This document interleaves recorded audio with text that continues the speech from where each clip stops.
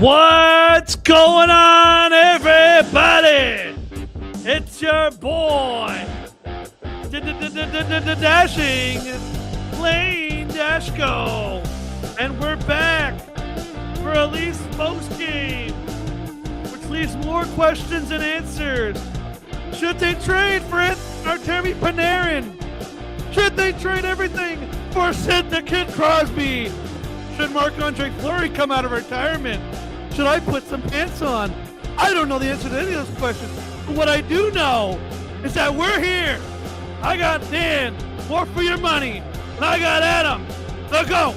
And we're going live in 3, 2, 1. Everybody, welcome to the Analyst Desk, where every day feels like game day. I actually am wearing pants. That's not the point. I was going to say. I was about to ask. Wait, you're not Yeah, literally. My man. Gasso ass is laying wearing pants. I would surely hope it's gas, and that man is wearing It is. pants. I'm joking. I had to make a funny intro. But anyways, everybody. Oh, that's true. Welcome back to the Analyst Desk. The Leafs with a big win heading into the not the All-Star break, the Olympic break. And the Leafs I told are now you guys what? the Leafs were going to win.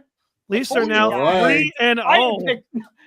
I love how Dan just automatically is like, Oh you my- did. I'm like, no, Wilfred I did Witzke with not. the Backstreet I Boy said the comment. Leafs were gonna Oh lose. my God, we're back again.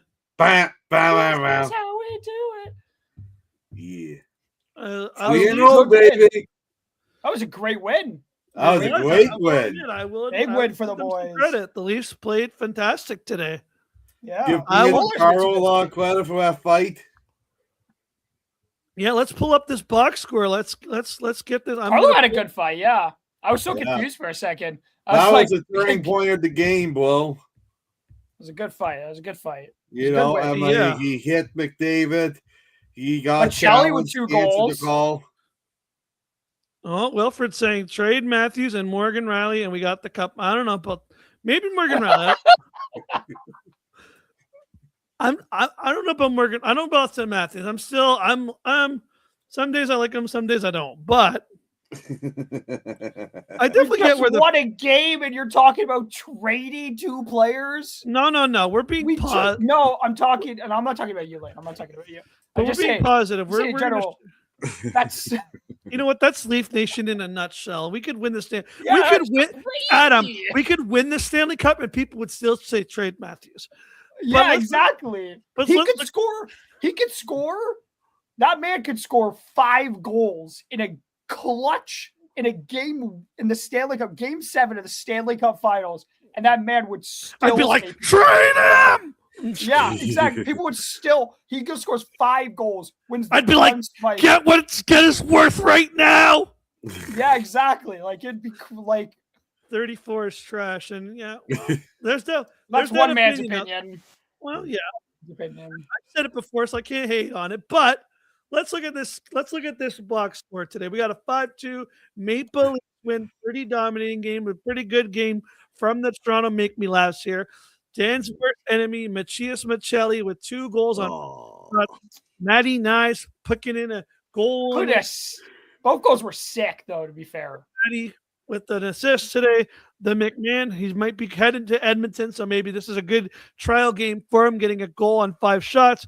We got McCabe with here tonight. We got Johnny T from the 6 with a goal on 2 shots. Max Domi with an assist. Nick Waugh with an assist on 1 shot. We got OEL with an assist. And Willie Stiles with an assist.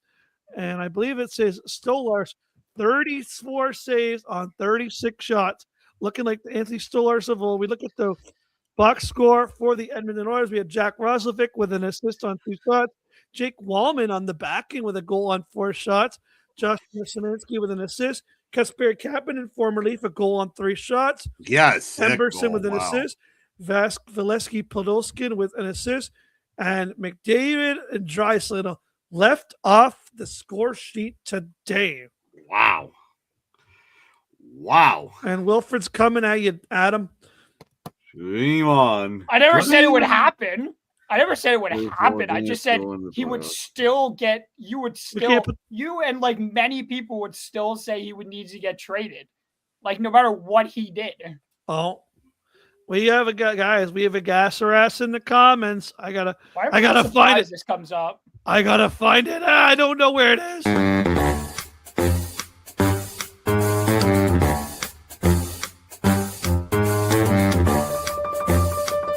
Ass, or is it ass? No. We heard it once. I had to loop One on. and a half times. Yeah, there you go. Gas or ass? The Leafs are a better team without Morgan Riley. Oh, I want to that's a go tough last. one. Ass. Adam, why? Ass. Why? I say ass because you could say. I'll give my reason, and it might be like just kind of a weak ass answer, I guess. But you could say the same thing about like any number of players. Like we lose Nylander, and we went on like and we got points in 9 straight games, including winning a big chunk of them. Like that doesn't mean we're a better team without William Nylander. That doesn't mean that. I will say I think this win was impressive. It came without Morgan Riley, so that's why this question comes up. But I can't agree to it because you could say that. You could say the same thing after winning 2 games in a row without a player, any number. Like you could say the same thing. Yeah, I know. If, You could. let's say no, Yeah, but I I'm know what you giving mean, like- my reasons. No, But I you know. could say the I know same what you're thing, saying. like if Austin Matthews like was the was Leafs- 15 games and at least went 15, but I will give you this. Yeah, I will say this. I know what though. you're saying, though. I will say that this is another thing because Brendan does end up bringing up the record. The Leafs have a positive record without Matthews. Yeah, here we go. A positive record without Nylander. They have a positive He's record got without 40. JT, and they have a positive record, but not as good of a record without Marner previous to him leaving. Of course, the power play was better without Riley, but that's been known because Riley just doesn't shoot the puck. So he's just basically useless out there because he doesn't shoot the puck. It's been a complaint that I've even had for like the last couple of years. He just doesn't shoot the puck. I don't know why. He shoots his like weak ass. He's got a nice shot.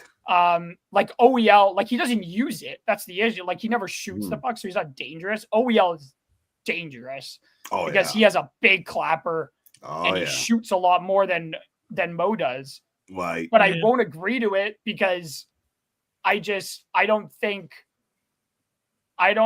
know. I just don't think there's like the play. Like I just saw the team getting saves, but I didn't see an all around better performance than I saw when Morgan Riley was on the team. I don't know. I don't see much of a difference, but that's just my opinion. I have a good answer for this. So I want Dan to go next because I think I have a good answer that will suffice both sides of this argument. Okay, yeah. Well, I think I have a good argument for both. Well, I'm agreeing with Adam on this one. I'm ass. I get Morgan Riley's having a tough year. I'm the first one to admit that. But I think one reason why he's having a tough year is because Chris Tanev is not in a lineup. So Morgan Riley has to play the big defensive minutes when he's more of an offensive defenseman. He still plays you 21 minutes a game. He's got the most goals. Well, actually, he doesn't anymore. He also got more goals on the blue line. But anyway, I still think Morgan Riley at, $7.5 million is one of the best values in the NHL as a defenseman. I get he's having a rough year, but you look at Dano Nurse getting 9.5. I mean, I have Morgan Riley at 7.5 personally, So I'm going to say, I get this win was cute without him, but could they go the whole season like this without him? I don't think so. So I'm going to say ass. Okay, so honestly, this might sound a bit of a fence-sitter answer, but I'm half gas and half ass. Here's what I will say. In my honest opinion about Morgan Riley, that I think both sides could agree on. I think if you listen to this argument, I think both sides of the coin could take this argument. I think Morgan Riley at one point was a top defenseman. He was. I think when he first came in, those first few years, and I feel like management really let this guy down. They played him with like really bad players. He was not paid with someone who could really drive him. But now I think Morgan Riley is more of a second line, primarily second line, maybe really amazing third line. The problem with the Leafs is they don't have right now anybody to elevate that role. So they have to put Morgan Riley in a role that he's not really good in anymore. He's not really a top two, maybe a barely second line. Like if you put him on Colorado, he's playing on their third player. But Morgan Riley on the third pair would be a really good compliment to Colorado, right? If he's playing, I am on hosting duties, but if you put, let's just say you took Morgan Riley and you traded him to the best defensive team, he's playing on their third pairing, which would be a good compliment to their third pairing. I don't think he should play top two where you've got like Kale McCarr, you've got like Colin Parenko, you've got like Zach Werenski. He doesn't belong there. But the problem is, and I told Dan this earlier, it's been 206 days since this damn team has made a trade. What are they doing? What are they waiting for? Crazy stat. How old this defense core was. You can go back to last year. You had the whole third round, the whole fourth round, the whole summer. What were you doing? Were you at Wild Waterworks using your summer pass? What were you guys doing? Well, we did the Mitch I Marner don't care. trade. I understand the trades are coming, but 206 days to improve an old D-core that you knew was going to be slower, that you knew was going to have trouble transitioning, that you knew was going to have problems, and you said, oh, well. It's like it's like if I'm the manager at McDonald's and I see the fry machines breaking down, and I know that from last year, and I just go, well, whatever. It's working right now. Okay, but what about next year when Chris Tanev's now older? Now Morgan Riley's 1 year older, McCabe's 1 year older, Tanev's 1 year older, Carlo's 1 year older. This team had bad defensive numbers last year. They were terrible. If you look at the sports IQ numbers, this team statistically, defensively, was hot garbage. The only thing that's different was we had Joseph Wall and Anthony Stolarz having insane save percentage. We literally showed the numbers. The save percentages and the goalies were so good that it hid the mistakes. But Brad Treliving had all this time to get somebody to try to improve. He got all these forwards. You got Michelli, you got Lawton, you got Waugh, you got this guy, you got that guy. Where's the defense? Where was the help? There's hundreds of defensemen out there getting traded. They could get somebody, pick someone and try to improve it. They got Troy Stutcher, but they could have made a move that could have got a top four guy in here where Morgan Riley can play on a bottom pairing and not look like a boat anchor half the time. Yeah, but are you okay paying a bottom pairing $7 million? I'd rather do that than have what is it? 15 players. 5 of them are sitting in the press box eating popcorn, playing Sudoku in the press box. We don't even have enough room to play half the players we have. We got like Dakota Joshua, Callie Yarncroft. Well, he's injured. I know, but you know what I mean? We have like 6 players hanging out playing friggin' on their Game Boy Advance Pokemon. Yeah, we give everyone the finger. Everyone, yeah, they're playing games in the press box, eating all the popcorn and taking it away from me. They need a defenseman. They had so much time to sit there, find a guy, find somebody of value. There was guys there. Why didn't you try to go after Vancouver and try to get Quinn Hughes and make a crazy trade? Maybe you got to trade Matthew Knies. But look how good Minnesota is now with him. I'm not saying that could happen. I'm just saying there's you got to do your damn job. And he's not. And I feel like Brad Treliving, he's a nice guy. He's won 3 games in a row, not the defense. Sorry, there was just a comment, and I want to say it wasn't the D-men who won the game. Well, like they may have scored. Yeah.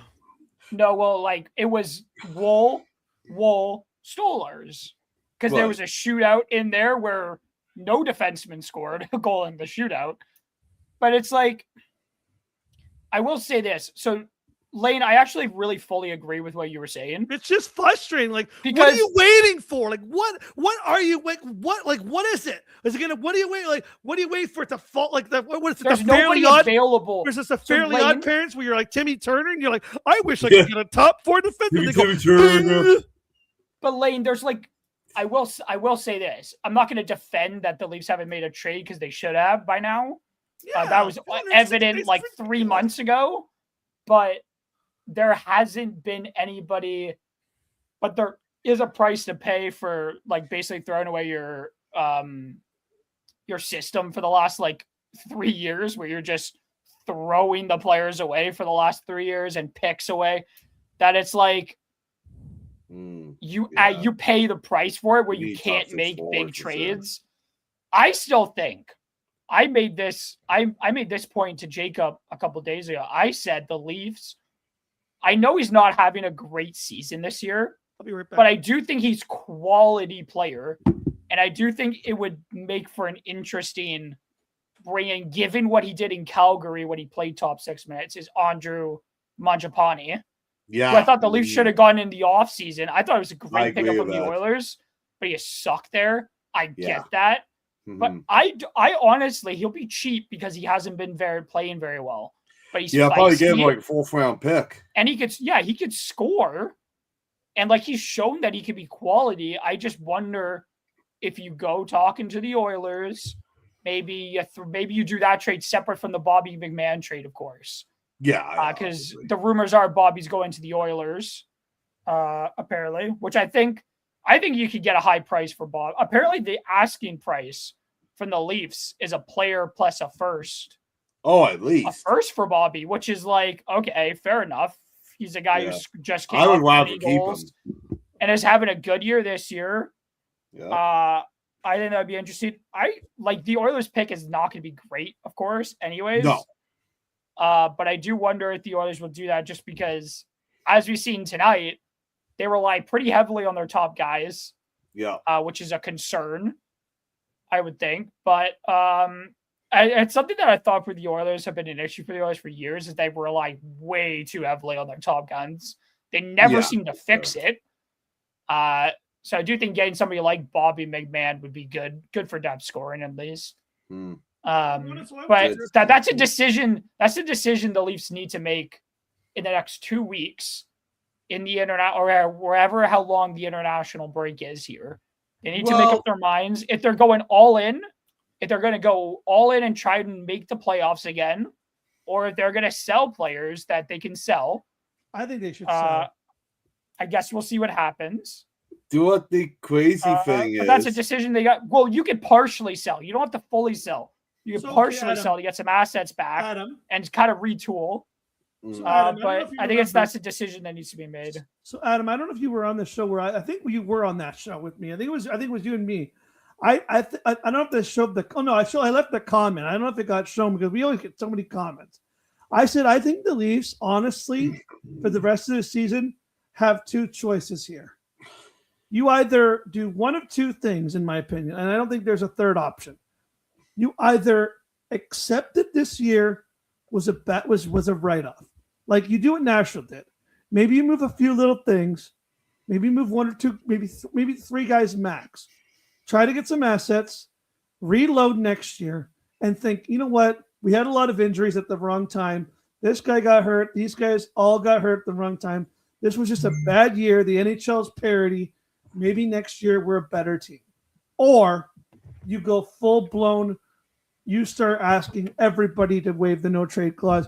You look at every option you can to trade either one, and you really start to retool this team so that you can be good for Austin Matthews in 2 to 3 years and really go back at it with a longer window.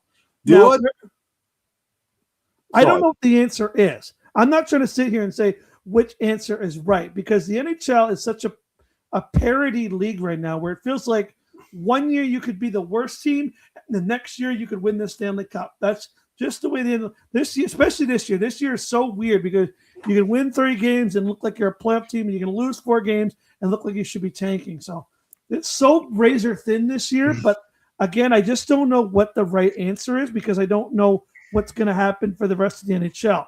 What I can tell you is I don't think you should be buying. I think you should try to sell to get maybe some, just to maybe get rid of a few guys, get some prospects and some picks. Oh, buying's out of the question. There's nothing you can buy.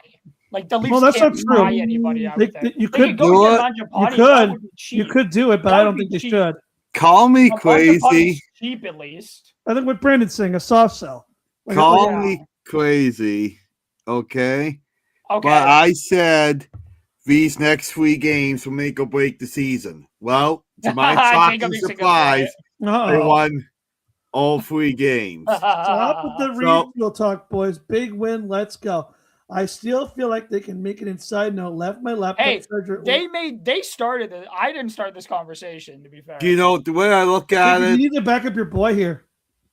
The way we look at it, Mike, they've He's won on one 3 today. games in a row. The handicap What the match. crazy thing is, they are only 1 point behind the Edmonton Oilers. Now, I get they're in a different division, It's but crazy. people are saying Edmonton can make another cup one, which I don't think they can, but people are saying that. But this is why okay? the playoff format sucks because if this was the old playoff format, the Leafs definitely have a shot. Look at them. Oh, for sure. The Leafs would be almost like the Leafs could be right third, almost third in the Metro right now. Well- But because you're playing in the Atlantic, where there's like every team is so good right now, it's so So- hard to be top 3. So then you're trying to fight a wild card. But the problem is both wild cards are in the Atlantic. So here's what you do. I know it sounds crazy, but trade deadline's March 6th. You keep playing till right to the last game of the deadline, and you make up your mind like a day or 2 before. I know it sounds crazy, You got. like you're that close.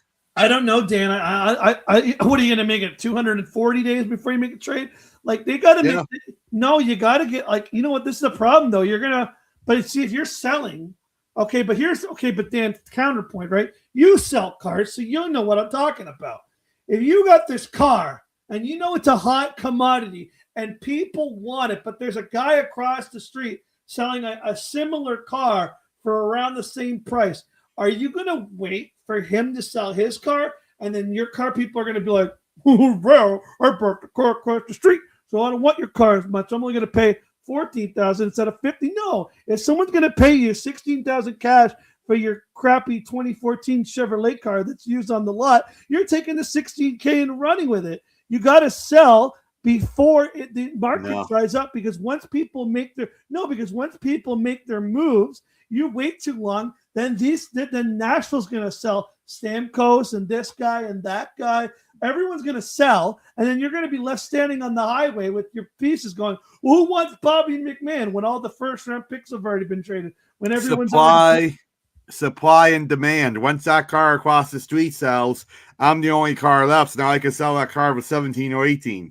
You hope. What if someone just bought? What if that guy across the street does a cheaper car that I don't need your car? Life's a gamble. Like at this point, the year is such a weird, close year. The can't Oilers are really, terrible. I don't know who the Oilers are. The Oilers. Yeah, you Playoff can't format really sucks. predict it until the day of. 100% the playoff format. Oh yeah, we've talked about that a lot on the decks. Like I really think that has to change. Don't wait, call late, but legit good on to selling. Call the general. I don't know what that song is. You know what I mean? Not call Alliance. It's call William Machard. Don't wait, call 8. You just need to, at some point, you need to make up your mind. I will say, I agree. You need to, at some point, make up your mind. I know how I feel Brendan's about telling Shane me Wright. this. So Burlington I will. boy. So wait, just let me finish my point, and then I Okay. actually want to talk about Shane Wright.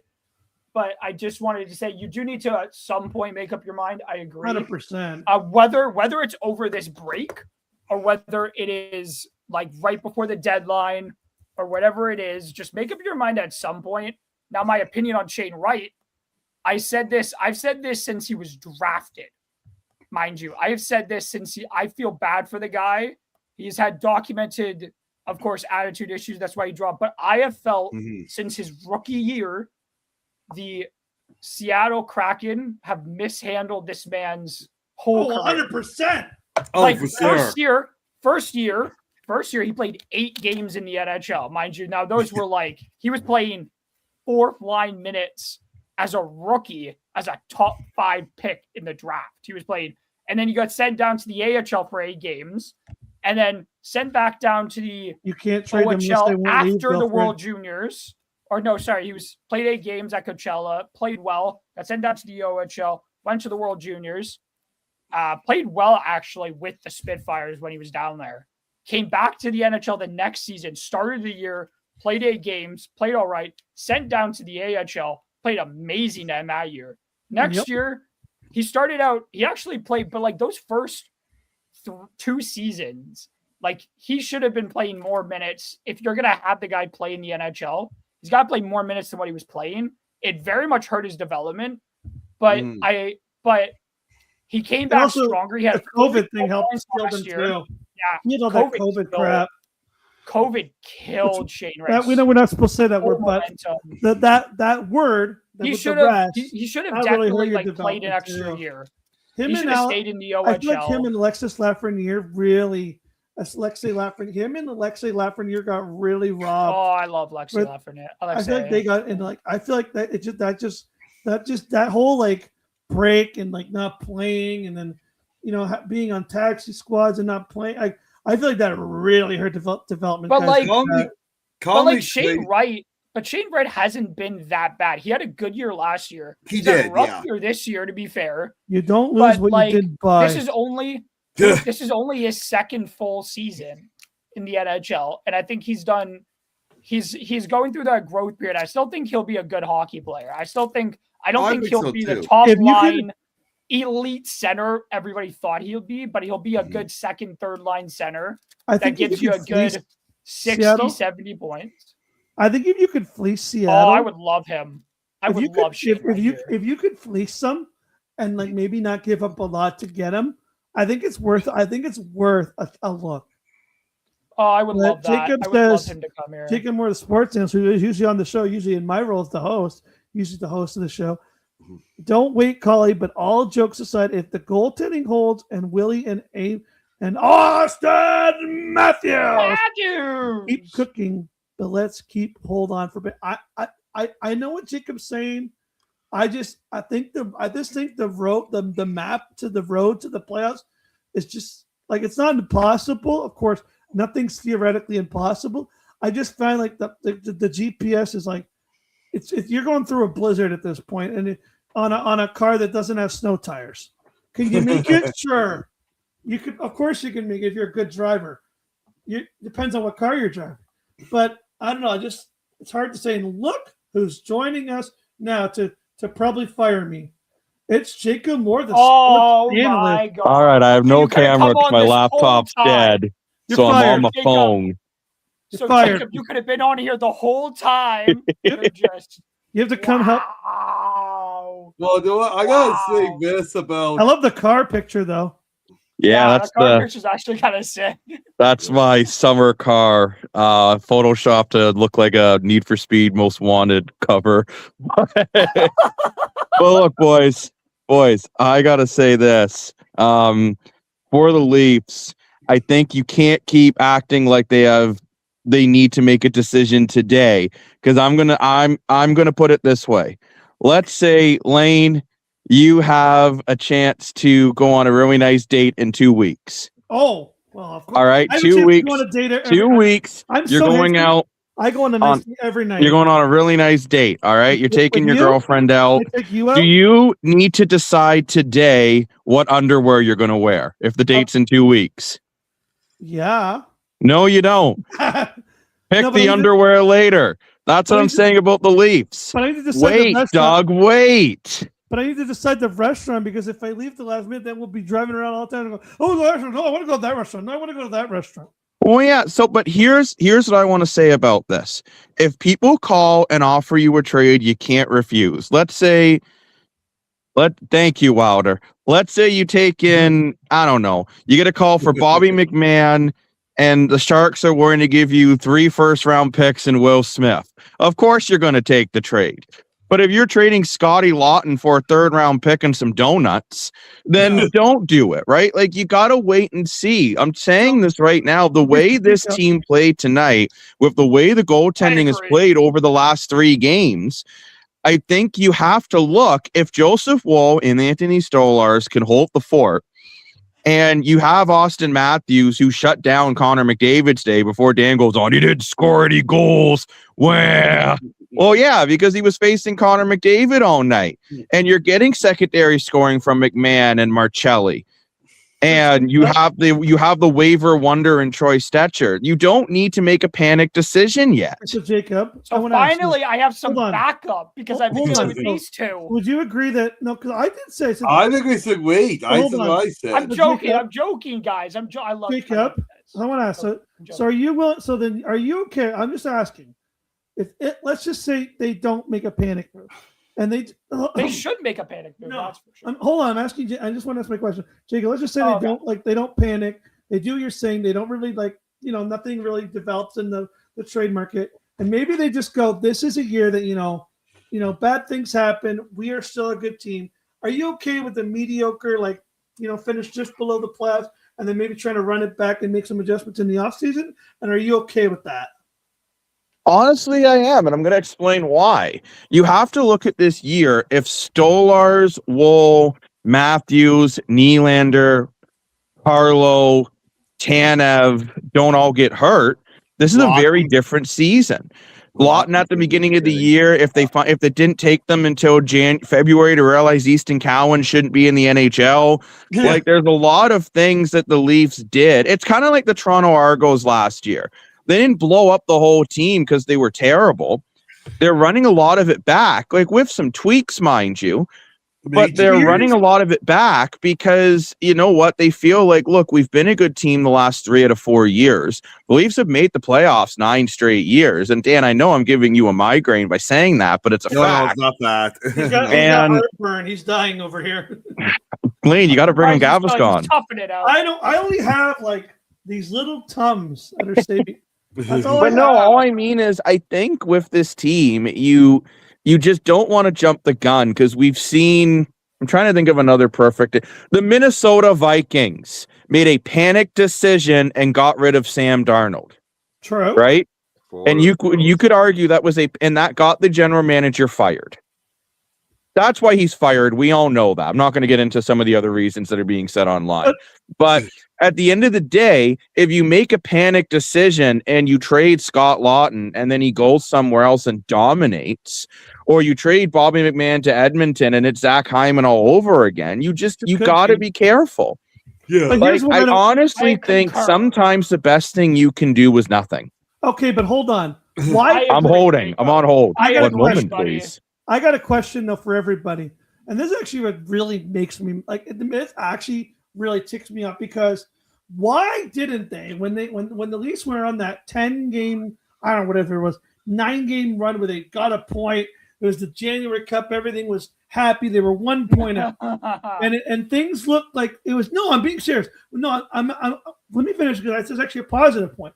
Why didn't they go then and be like, let's buy right now? Let's go buy something big so that if we do run into some hiccup, if the car breaks down on the side of the road, we have an extra spare tire to put on her. If the engine blows, we got a backup engine in the trunk. What I don't agree with what Brad Treliving did was when the team finally started to find its footing, when this team actually started to look good and started to win games and started to he just was like, I'm just holding up. Like, bro, that's when you could have tried to sell a Yarn Crow.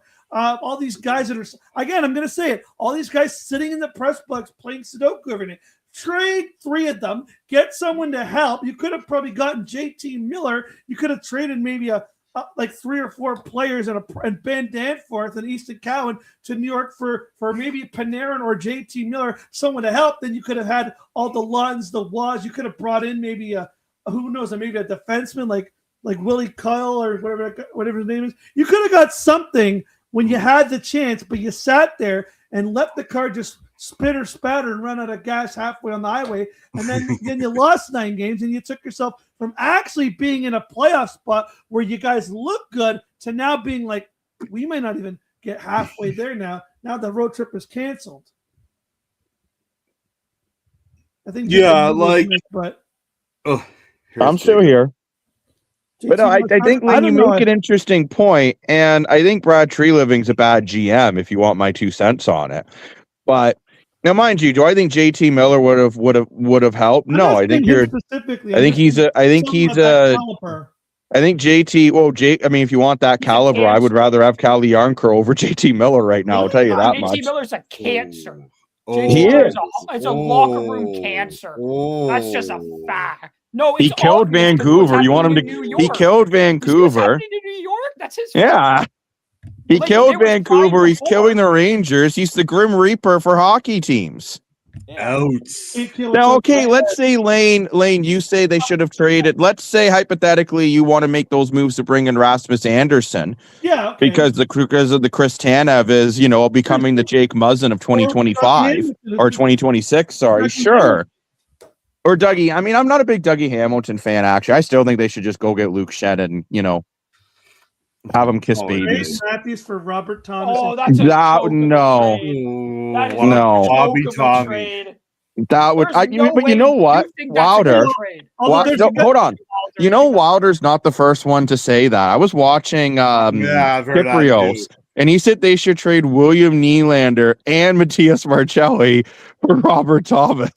And I'm like, well, of course, he's like, if St. Louis will do it. I'm like, why the hell wouldn't they do it? Okay, here's a good example. Why did you? Robert Thomas is mediocre at best. Is a bad example, but why didn't you go get Colton Parenko when you're on a 9? Who's actually a really good defenseman on a struggling team? When you're on a 9-game winning streak, you needed defense. Yeah, I see your point, Lane. Go get Colton Parenko. I like Colton Parenko. He's rotting away on a team that's doing nothing. You could have probably traded. I guarantee if you throw in I'm very sorry, but I Ethan Cowan and a first-round pick, you probably get Parenko. Second-round pick.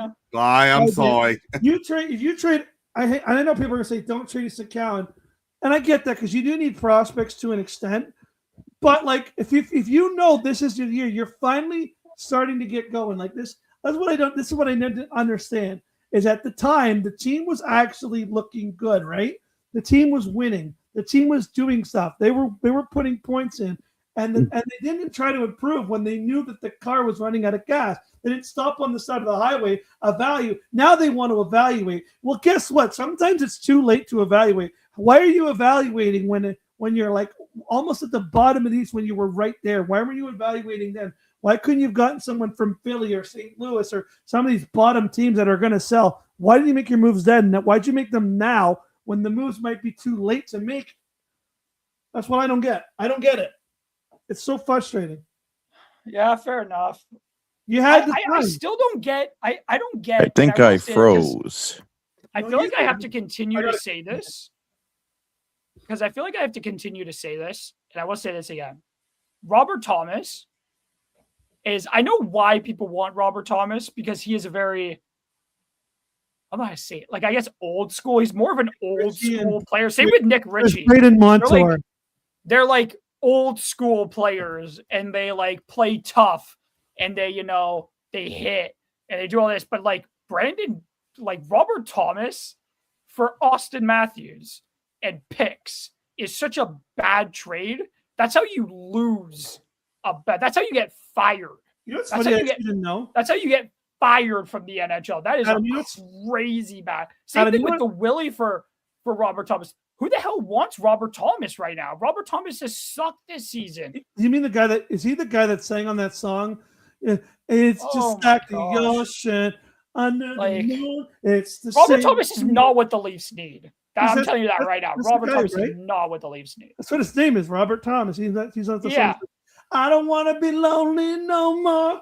I don't want to face this. I just want to be a lover in my soul. I don't want to be lonely. No, I think that with Robert Thomas, it's because he's related to Steve Thomas, and people want all these Leaf grandfathers joining the team. And I like Robert Thomas. And if I could trade, I don't know, Nicholas Waugh and a draft pick, then sure. But I'm not trading a generational talent in Nylander or Matthews. I mean, look, since Nylander's been back in the 3 games, the Leafs have looked back to form. And Wilder, I'm not saying the Leafs don't need physical, tough, good two-way players. I love Nazem Kadri, for example.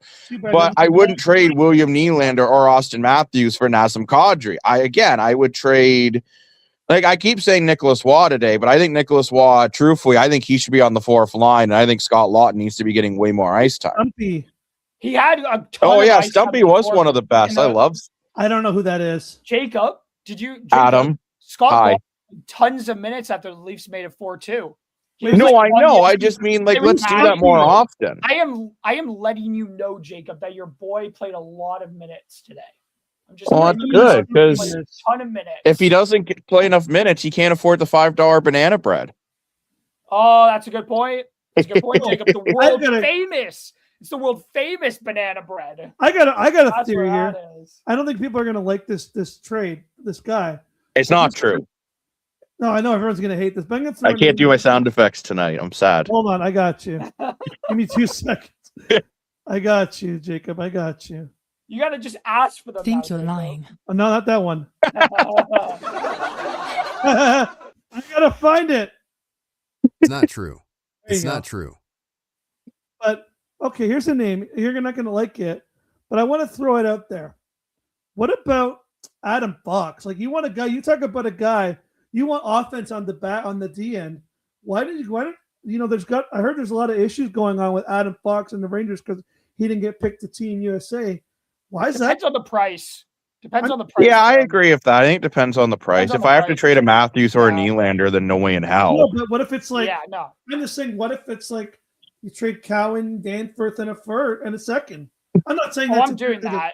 I do that in a Oh, heartbeat. I'm doing that. I'm in a not saying- heartbeat. But Adam That's Fox good. is not That's coming to good. Toronto. No, I know that, but Yeah, I'm just. no, yeah. But I'm just saying that's the level of thinking they should have been on a 9-game heater when this Mhm. team actually looked like they could potentially win that. Like, we were joking, that team started to look like they might overtake the division. This team looked so Yeah. hot. This team was winning games, like blowing out teams. The goaltending was hot. The defense was playing good. The forwards were looking good. That's when you needed to bring in the guy that was going to not save it, but slap the extra the nos on it, and the car goes Mhm. faster instead of just waiting and waiting. And I gotta criticize Brad Treliving for not making that move, because now you had the chance to buy. You were in such a good spot to buy something big where you could have bought a top 6 forward or maybe a top 6 D-man at the time when it actually looked like you guys were about to go on a hot streak, except for you waited, you lost, you put Hill to be in the minors, you lost like 7 games in a row, and you took yourself from being a really credible playoff team to now being a middle-of-the-pack team that's almost on the verge of being on pretty damn close to being mathematically eliminated from the playoffs if you don't go on a massive heater in February and March. Mr. Dashko, I need a gas or ass here. Hold on, we got one more comment. Give me 1 second. We just got one more comment. He is getting Come- he's pushing this. This is like the second. He just Coming really wants to you us through YouTube, No. LOL Ford. I love you more than a diehard Edmonton Elks fan for life. Thank you for everything, buddy. Wish you all the best. And more than the hammer, yeah, he's gonna eat that raw sushi, but Jacob always does it. He always does it for me, so it's only fair if I do it for him. Gas, or is it ass? Gas, or is it ass? Gas or ass? And then, Key, don't worry, I will definitely address your Trey Ford comment. Gas or ass? If the Leafs don't make the playoffs, Brad Treliving is gone. Gas. Actually, I've said this multiple times. Everybody in the organization, I'm taking it. Fire the towel boy. I'm taking it a step further. I'm Keith taking Smith it. doesn't care about you, Adam. I'm just kidding. What? I don't know if he doesn't care. I don't. That hurts. Shot through the heart, and you're to blame. Adam is in too much pain. He left. Hurts. Austin. I'm Austin crying. Matthews. Wow, now we're joined by Austin Matthews. I'll just turn off my camera too. Oh, we're all. Whoa. we're Yeah. all- No Oh, camera party. We're not gonna show our face anymore. It's a no camera party. Okay, I'm done with that. But no, I just feel like with Brad Treliving, I mean, between the way he's handled some situations, like let's say he doesn't, if he doesn't get McMahon signed or moved, you don't make the playoffs. Nicholas Waugh is not fit in. Brandon Carlo was not fit in. Fraser Mitten's absolutely tearing it up in Boston. Like the amount of moves he's made in Toronto, I'd say at least half of them have been disasters. Fraser Mitten hurts. That one hurts. If you remember when they made that trade, I said this trade is not going to age well because I think Fraser Mitten's better than I don't Easton think Waugh's Cowan. been that bad. I don't think Waugh has been that bad. So he hasn't been. He hasn't. He certainly hasn't been as good as I thought he'd be. Same. Okay, yeah, that's fair. Like Carlo, I know Carlo had a really good game today, but I do feel Carlo overall as a Leaf has been disappointing. Well, what? And can you imagine a third line with Mitten, McMahon, and Robertson? That would be gross. Right? That's a hell of a line. And then all you had to do instead was trade a third-round pick for Luke Shen, who can basically do what Brandon Carlo does for a lot cheaper. Jacob, I want to ask you something though, and I mean, we don't know. Again, we don't know. But do we think that maybe he's not allowed to make the moves? This is like I don't think that's the case anymore. No, because Brandon Shanahan's gone. No, but Keith, what about Keith Pelly? We don't know what. I don't think Keith Pelly is really. I think Keith Pelly just wants to win. I don't think he's in there meddling like Scooby Doo. Well, that's been. I don't want to say where. I've heard rumors that he's not. I'm just saying. There's a lot of speculation up there right now that he's. Well, there's also rumors the Leafs that the Leafs are going to sign Glenn Murray since 2012. For any of my older viewers here with me, the old farts like me at the hard age of 31. Oh my gosh, Jacob!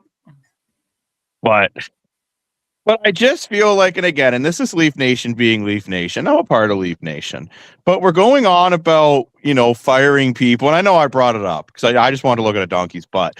But like, we just won a big game against Edmonton. Instead, we should be looking at. Over the Olympic break, Matthew Nyes can get healthy. Solars is going on at a nice high. I don't know. I think this team still has a shot of getting in this dance. Well, I know it's because you don't want to hit yourself with a racket in it. No, you just don't want to wear an Argo hat. I'm not going to be wearing an Argo hat. It's fine. Yeah, you are.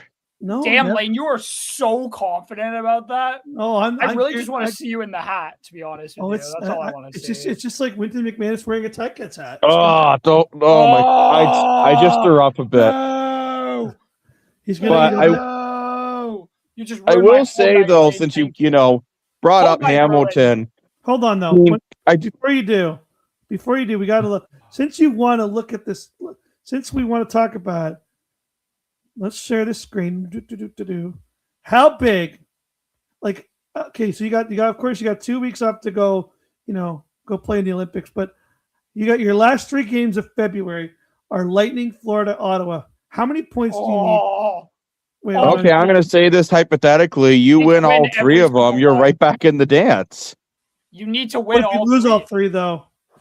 Oh, you're what if? You're more than likely. You're probably cooked. Everybody else, yeah, you're probably done. You're gonna have to win 2 out of 3 of those.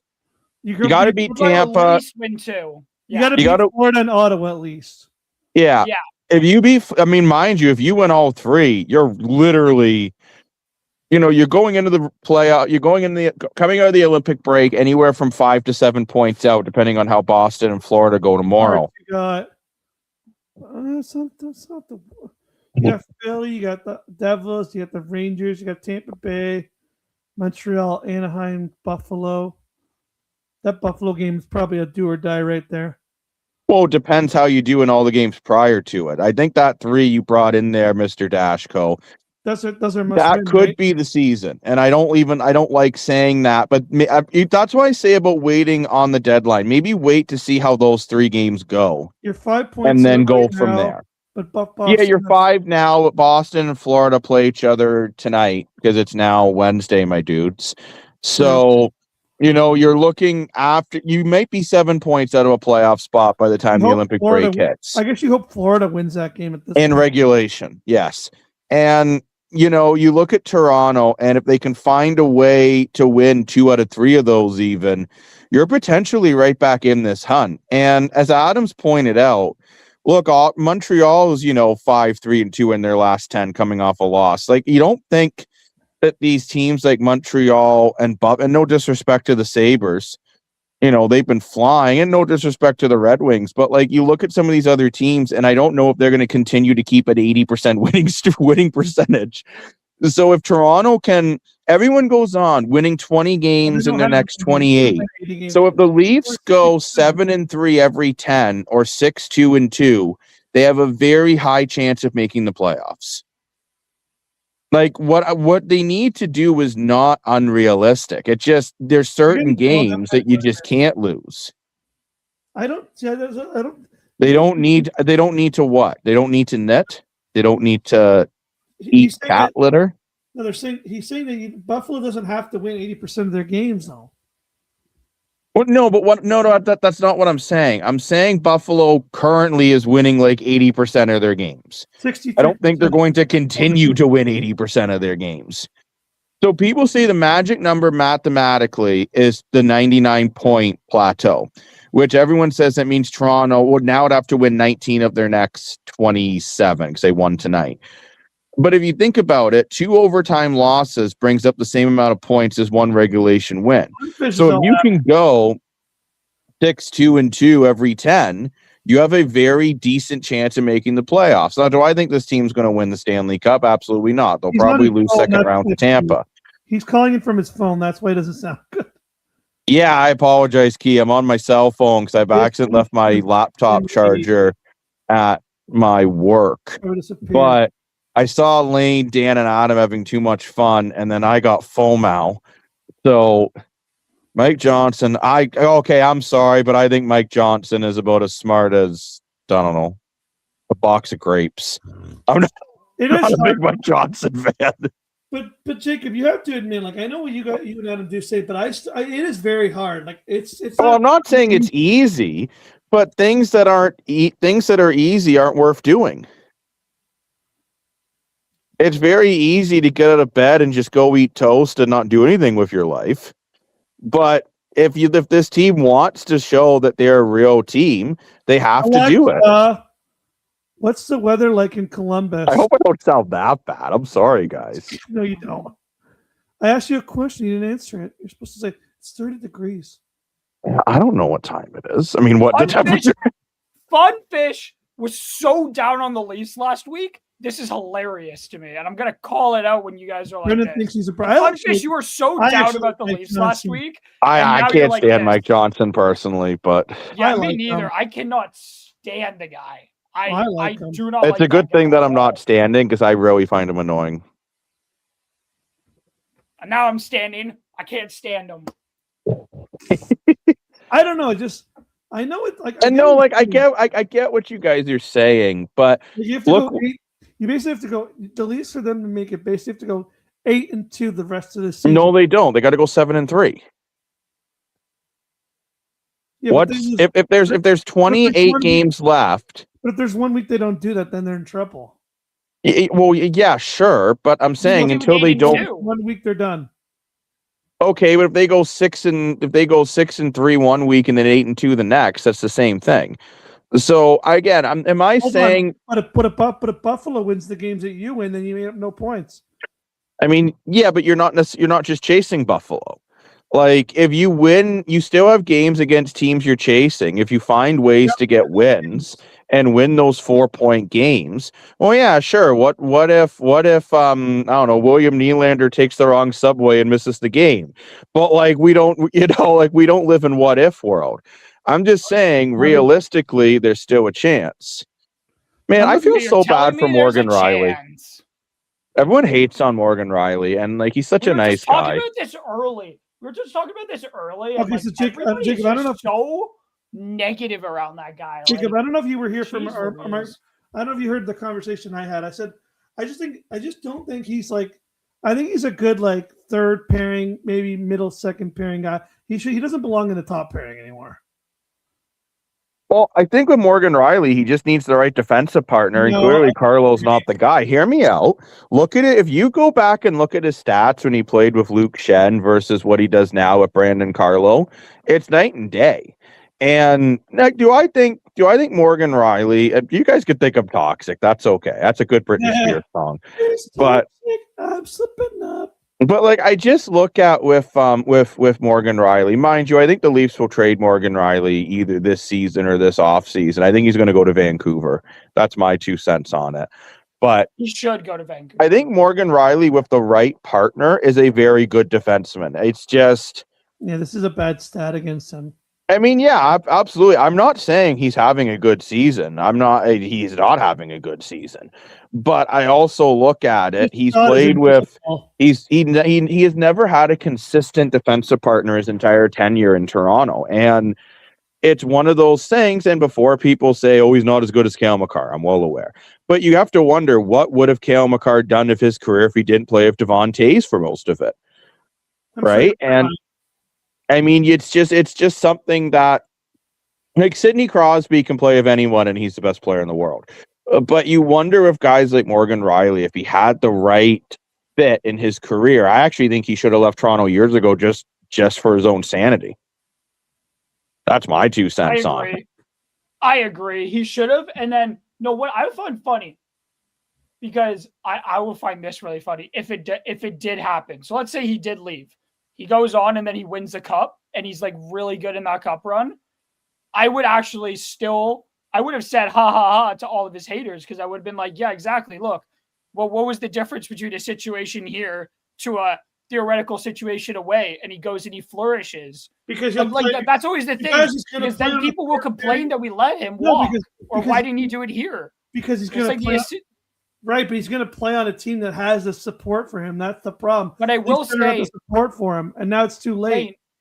Lane, but I will say this. I will say this, though, because I say this all the time, though, but it's frankly obvious, and I don't think this fan base is ever going to be ready for the conversation about how, as me and Jacob have said constantly, this fan base in this city is same thing with Montreal. It's not just here. Montreal has the same kind of issue. It makes sense, though, in Montreal, I guess, at certain points. But, like, this city is toxic to play in. Nobody wants to come here. And one of the big reasons nobody wants to come here is because of it's toxic here.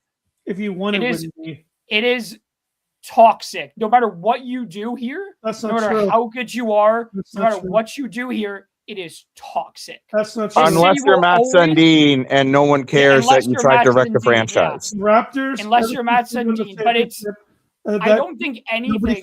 I don't think now. Okay, can I continue with my point, Lane? The Argos get tons of support.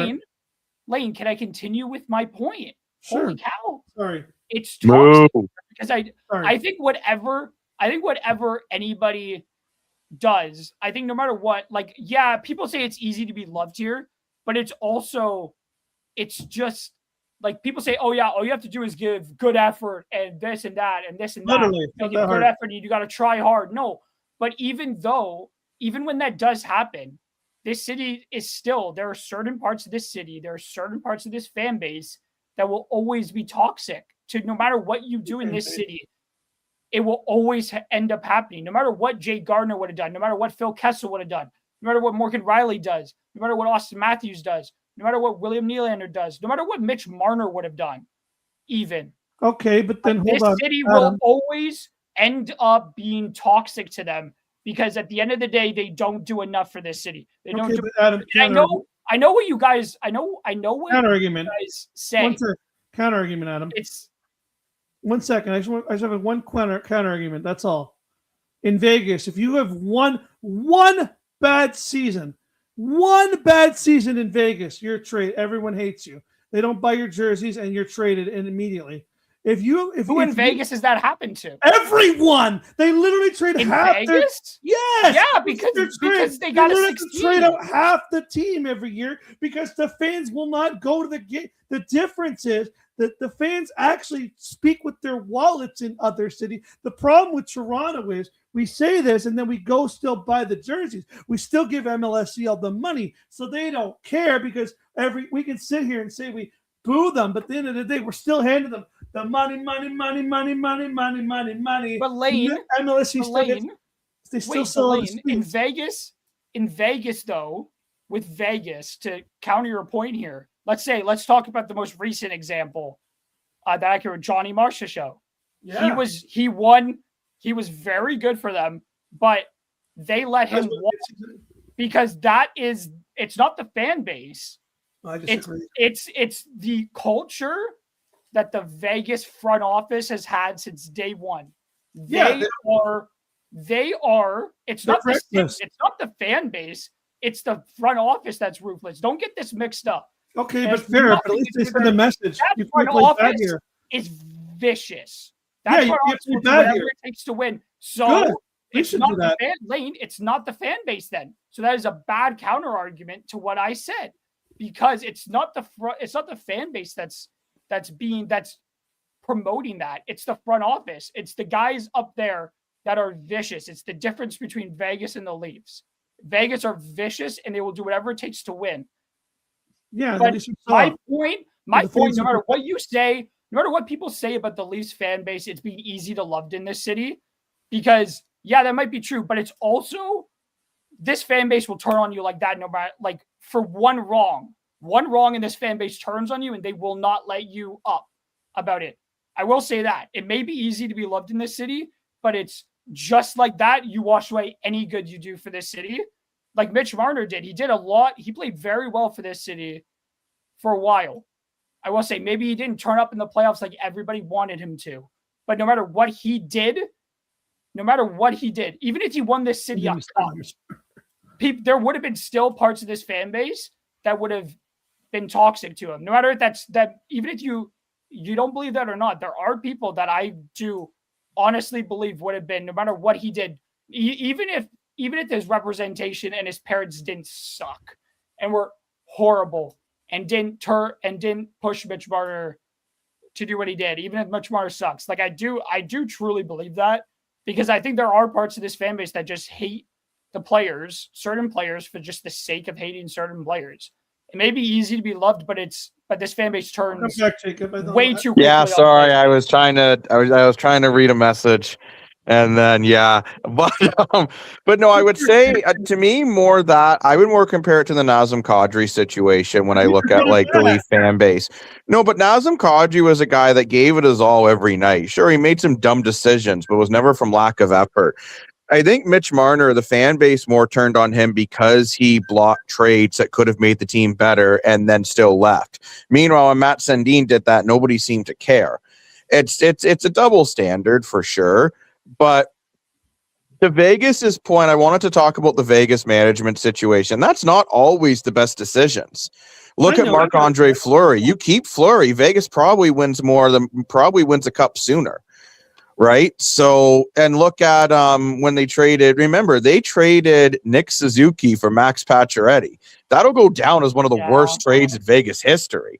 And that's what I mean about panic moves, right? So you got to find that fine line between panic and having a functioning brain. And I feel Vegas sometimes, they just feel like they have to do something just to make a move. And sometimes I said the best move you can do is nothing. And I'm not saying the Leafs should do nothing. Like, it's too early to tell. You can apply the same thing to other cities and sports. Yeah, for sure. I mean, you look at the way the Eagles fans, they win a Super Bowl. They love Jalen Hurts. They go out in the first round and Jalen Hurts is getting, a whole bunch of comments on social media. You say the same thing about Brett Lothar, who just got released by the Rough Riders. When he kicks game-winning field goals, everyone's, wanting to buy him a free dinner. He misses the kick. He wakes up to his house being TP'd and egged. By the way, that actually happened to the poor guy. Look at Josh Allen. Josh Allen, another prime example, plays on a broken foot. And I know I compared him to Lamar Jackson, which I still think is a fair comparison in a lot of ways. But Josh Allen plays on a broken foot, and a lot of the cities turned on him.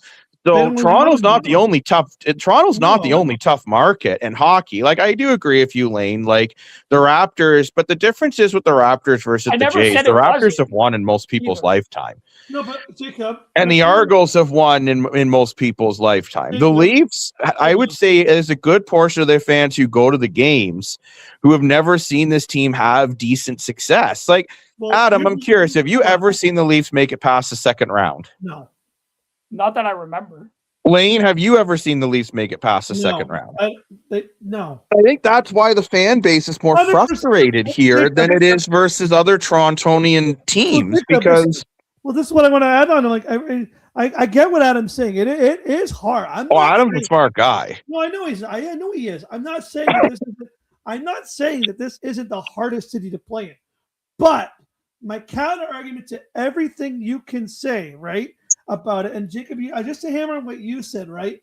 It's like, okay, here's my example, right? If I go to, let's say I'm a cheeseburger connoisseur. I love to eat cheeseburger. Clearly, I'm fat. I do love to eat cheeseburgers. But I only go to 4 places. I go to Harvey's, I go to Wendy's, I go to Burger King, and I go to McDonald's. If for the And you guys last, the better cheeseburgers. hold on, yeah, I know, but there's only 4 I can think of at the moment. If for the last 7 years, if every time I decide to stop into a Wendy's, they serve me the wrong burger with the wrong sauce, the wrong drink, the wrong fries. The employees don't care. I slip and fall in their parking lot. They don't help me with their lawsuit. But every time I go to other places, they always give me the right burger, the fastest service. Eventually, I'm going to start booing Wendy's. Does that mean everybody hates Wendy's? No, but my experience with Wendy's has been tarnished because every time I go there, I'm disappointed.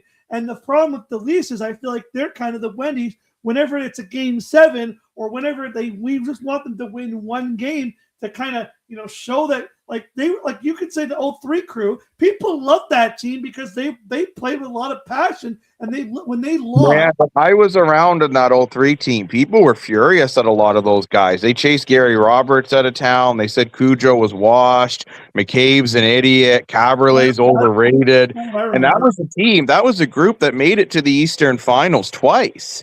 I think people love that team because it hurt. No, but dude, I remember people who despised that team. Because remember, I'm an old fart here at the desk. Maybe So I remember this. And I remember people who absolutely... Dude, there are Leaf fans today that hate Wendell Clark. No, I'm good. I'm going to keep buying. I mean, that's honestly not a bad take by the Canadian white trash guy. I'm not buying stuff. If you don't want to support the team, stop spending the money.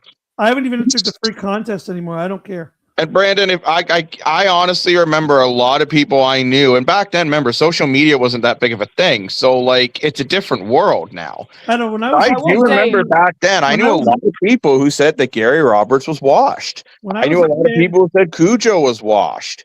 I could be wrong, but when I was a kid with those teams, I remember I still have a photo of me and 6 of my elementary school friends standing on a couch wearing the Leafs jersey. And never being supposed to sit on a couch. We're standing on the couch. There were 7 of us watching the game. I think it was in the summer, watching them against the Philadelphia Flyers, and I'm pretty sure they lost. I don't know. Just remember that team. A lot of people had a lot of fun memories of that team. You still hear it today, for sure. But and I'm not saying that this group can't have fun memories. But all they need to do is just when there's a game 7, just win one. You're also comparing though the social media era to the non-social media era, but losing, right? The 20 years ago, is 23. Because you're comparing 23 years ago, you never would have happened what happened with Linus Ullmark now, 23 years ago. We don't know what people would have been like on a day-to-day. And I do know Cujo left because of Pat Quinn, but I knew a lot of people who said the Leafs got rid of Cujo because he was washed. And look, here's a comment now. Sundin and Caberlet held back Leafs winning 2 cups. And I know, to be honest, I know, Adam, you're a big Sundin fan. Lane, I can't remember if you are or not. Loved him. I like but that's what I mean. Look, here's I never watched him play. But so Jacob, I never watched him play. So I was at the game where he scored 500 goals. I was at that. But what I mean is you're saying that, people didn't look at that group the same way they do. I think the difference is there wasn't a platform where people could really express their opinions the way it's it was Will Smith, which, yes, I know he's not a good person to bring up always, but that's okay. Where there's no Chris Rock to slap, but he said everyone did just as many stupid things. The difference is social media wasn't a thing yet. And I think that's the case when it comes to the fan base. It's so easy to hide behind a keyboard and go on how someone's an idiot. And it was more difficult to get your opinions out 23 years ago or 26 years ago. He's an idiot. But no, I just think with this Leaf team, though, I think just hold off. Because people say, is that Bobby McMahon's last game as a Leaf? Hold up. Just wait. Wait until I think the 3 games coming up out of the break, unfortunately, I think that will make or break your season. And if, let's say, you lose all 3 of them, then I will come on here and I will say, look, it is time to start looking into what you can get for these guys. unless someone tomorrow offers you Macklin Celebrini for Bobby McMahon, which obviously would never happen. But I mean, unless you get offered some trade that you cannot refuse, I think you just got to hold up. Now, Jacob, I know we haven't really had a chance to talk, and I want to tiptoe it a little bit around it, but I do want everyone's opinion on it. I do think it's important. So, the article about the whole sports science thing, what do we now? We talked about all the injuries.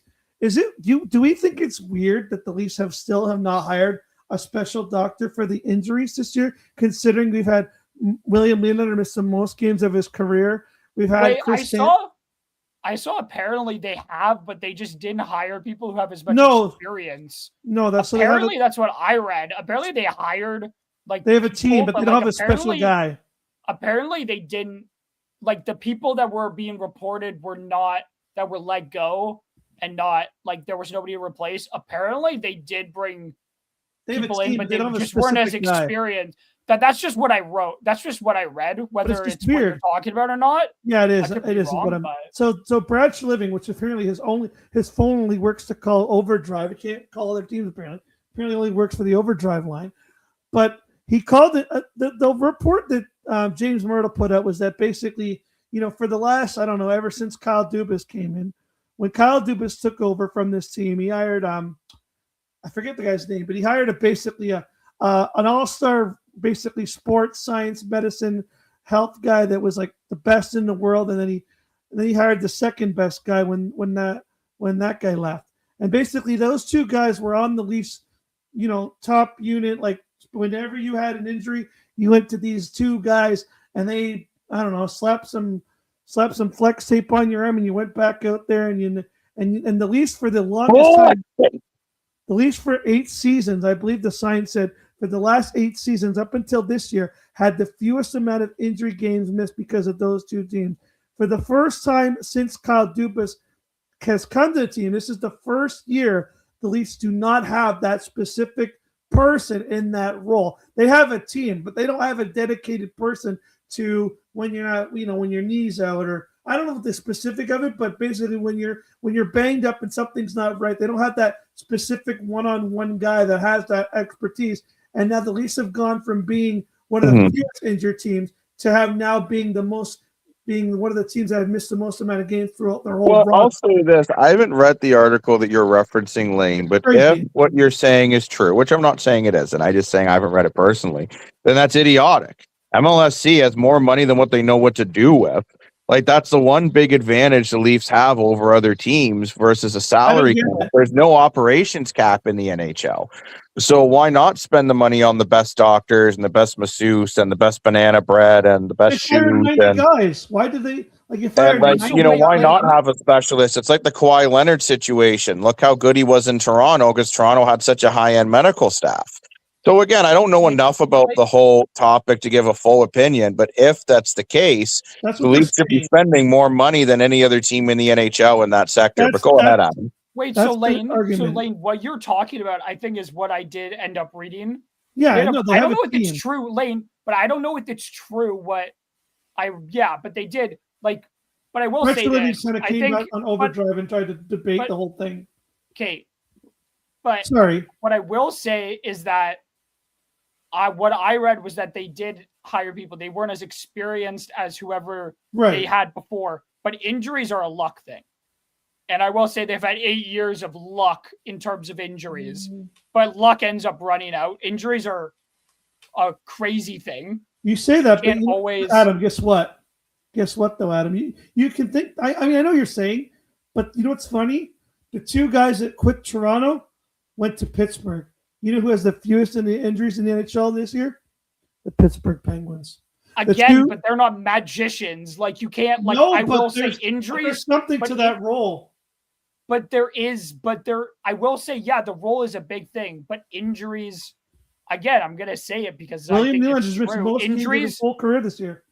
Yeah, because he's getting hurt and he's not taking care of himself. They're just the way we don't have the right guys to make him sure. Maybe there's not the right Maybe we don't have the right guy on the right program to help him.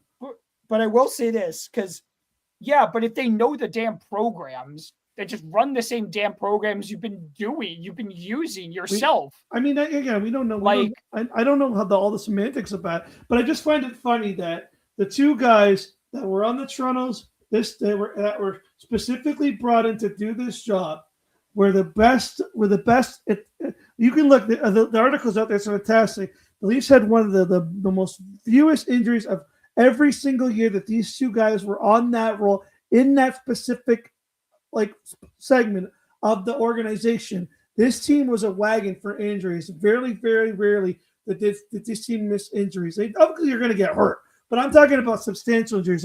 And now the 1 year they don't decide to put a person that's dedicated in that role to find the guy that can do that job just as good as the other two. The 1 year they decide not to spend in that. Now they've gone from being a team that was regarded as what we would look at on the CFL grades as probably an A+ medical staff. Now we're probably looking at the C- because now you're getting guys like Stolarz, who we didn't know what was wrong with Stolarz. We didn't know what was wrong with him for 3 months. We've had William Nylander miss most games. What's been going on with Austin Matthews the last year when that guy left? What's really been going on there? So we start looking at all these things that have been happening, right? We look at the Matthews situation from last year. We're looking at the Stolarz situation from this year. We're looking at Nylander, who's been in and out with his back injury. We don't know if he's getting better. I'm just saying it starts to add up when you think, wow, they had this team of two amazing guys that seemed to hold the fort down. The 1 year MLSE decides to cheap out and not spend on it. All of a sudden now it's a problem. I'm like this conversation's going in a circle, so there's no point. I'm not going to continue in this. I know, it's just weird, right? It's not weird. It's luck. I'm going to say it. Because I will say this, this conversation is just going in a circle, and I really don't want to continue to go in a circle with this. But we could sign up. I'm not going to say that it's I'm going to say it's luck because Matthews has dealt with countless wrist injuries that these two great guys couldn't figure out for the life of them for 3 or 4 straight years, where he had tons of wrist injuries. And it's these guys are great, but they clearly were they were miracle workers. And clearly something's going on, whether it's the Leafs have just ran out of damn injury luck or whatever, something's happened. But it's I'm not going to go ahead and I'm not going to blame them for not spending money on two specific guys that they had for a decade when there's clearly been injury issues that players have decided to just play through. Well, they're not playing through them this year. That's all I'm going to say about it. Though, are the Leafs just more injured this year because they're that much older? Could be. Every year you get, it's kind of and this is more of a football thing, but being at the wrong side of 30, right? And you're getting more and more of these guys that are getting older. As we all get older, man, I hurt myself getting out of bed the other day. My back was in agony. And I'm 31. I'm getting up there, boys. But what I'm saying is I agree. Can I say I agree with both of you and not sound like a woke 2026 person? Because I do, right? I agree with Adam that injuries are luck, but I agree with Lane. You can also spend the money in the right places to treat the injuries the best way possible. That's all I'm saying. I'm on both sides on this, but at the end of the day, can we just be happy that the Leafs won another game? They've won a couple in a row. They're going into the Olympic break. Hopefully Austin Matthews doesn't injure himself trying to win a gold medal for the States, because that's always my biggest worry with the NHL players going to the Olympics. Yeah. But anyways, on that, guys, I'm not sure you're going to say this. I'm more concerned if I'm Edmonton in a way, because I still think you don't have a starting goalie. So we talked about this. So me and Adam, we were talking on the pregame. Why is Tristan, I know he was hurt, but why is he not playing now? Because he sucks. Go look at his stats. In Edmonton, he's been terrible. I think he started last game. Apparently, Minnesota is shopping Wallstat. Apparently, that's a thing. Would Edmonton go? Which I don't understand that at all. If you're Edmonton, do you got to trade? You got to get Wallstat now? Well, the problem is they need a center. They need a center. That's why they're shopping him. I think what it is in Edmonton, it's just shown Stuart Skinner was not the problem. No, we know that. Tristan Jarry's been Stuart Skinner looks good in Pittsburgh.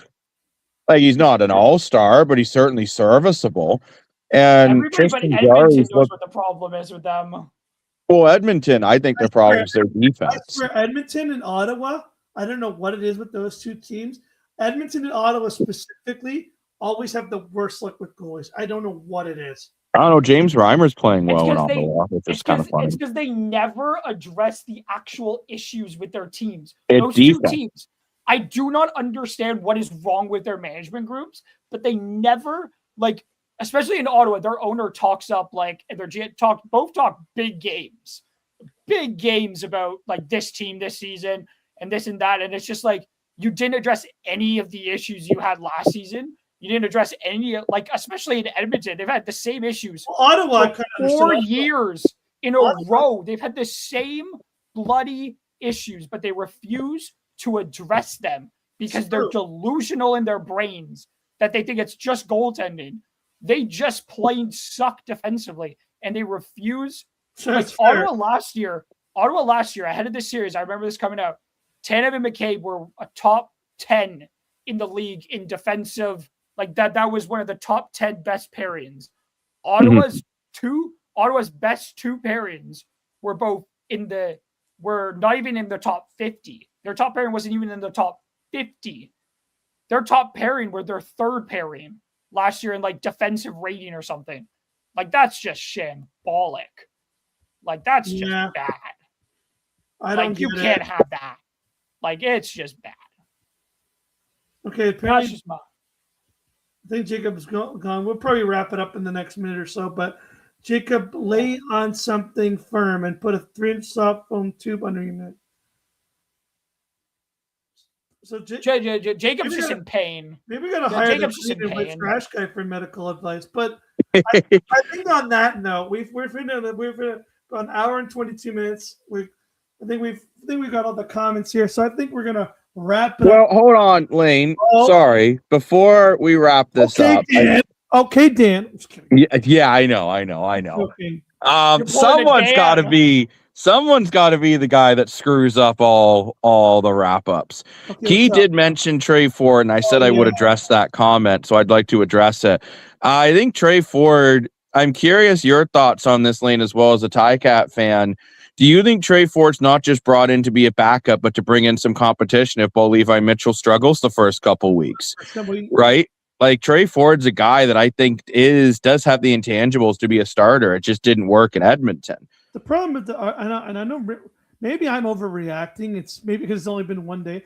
I was just so annoyed when it's like Hamilton's losing 90% of their team, and it's like, oh, they got Trey Ford. I'm like, okay, you're still missing half your 90%. Yeah, but if you go get Winton McManus, as much as that, again, I just vomited a little bit. Winton McManus is a game changer. I'm telling you, Winton McManus, Lane, if the Ticats get him and he stays healthy, I know Hamilton's got one of the best medical staffs in the CFL. He's a game changer. They'll fire him in like MLSE. I'm just kidding. He's a game changer, and I think he could be the difference for the Ticats. And I do get, they've lost some big pieces, but they still have they have an amazing offense. They still have some great defensive players. They got a great kicking game. And if they bring in Winton McManus to stabilize that linebacking core, as that linebacking core in the middle really struggled against the run last year. Like if you got past the D line, it was hopeless. So bringing in Winton McManus, which you're going to make him probably the highest paid linebacker in the CFL, but if he can do what he does, I think it's worth losing for them. I think it's worth losing to Sean Amos and Greg Bell to bring in Winton McManus. And Trey Ford, I really do feel, is brought in to give Mitchell some real competition if he doesn't play well. Or let's be honest, Bo Levi Mitchell's 36? That's getting pretty old for a quarterback. Yeah. So you need someone in there that can be the backup plan for when Mitchell retires or, I was a big fan of him. I'm so happy he came to Hamilton. Yeah, I think it's and it's nice for him too, Niagara boy. And I will say to our CFL fans, I know we got a lot of great viewership on the tampering window preview. We are going to do an update show this week on how CFL tampering free agency has been going. But I did want to address that comment from Key since she brought that in. Oh my gosh, a good 45 minutes ago. Right. And yeah, I just think that it will have to wait and see what the rest of the teams do. And I do agree with Rick. It's a bit too early to panic. If you're a team, like I've seen people upset about Toronto letting Dejan Brissett walk, but then I remind them about the 15 other receivers that they have, right? So you just kind of, the CFL free agency is always highs and lows where you want to bang your head against the wall, then you can't believe you got someone. So you kind of got to wait until the dust settles a bit. It's not like other leagues where, yeah, there's player movement, but like the CFL free agency is second to none. It's just insane. So you just got to wait and see. Like you say about Hamilton, let's say they lost Greg Bell, but then let's say hypothetically they go sign William Stanback. Well, now you're not too upset about losing Greg Bell anymore. And as much as I love Winton McManus, they brought in a Darius Pickett, who's a hell of a linebacker in Toronto, and Deshaun Amos and Robert Priester, who basically fix your defensive back situation. So It's one of those things that the team that wins on day one or day two of the CFL free agency tampering window doesn't mean they're going to win free agency in general. There's still a lot of really high end players available. Right. And I just think that it's if I think as a Cat fan, I'll say the same thing I'm saying to Leaf fans. Be patient. Even though I sound like Alexa. Well, be patient. This is still the sports analyst. I'm not actually a Grand Prix GXP covered in soap. Yeah. But on that note, being patient, I think we need to go to bed so we can wake up tomorrow and see what happens tomorrow. But so on that note, I think we should, up when September ends. Well, it's going to be a while, but for now, I think that we should end the show. So for Dashing Lane Dashko, for Adam, who's wasn't bit by a spider, was bit by a goat, and Jacob Moore, who's now Furby and turned into a car, or Herbie, whatever the movie is called. We're signing off from the Analyst Desk, where every day feels like game day. Have a good night, everyone.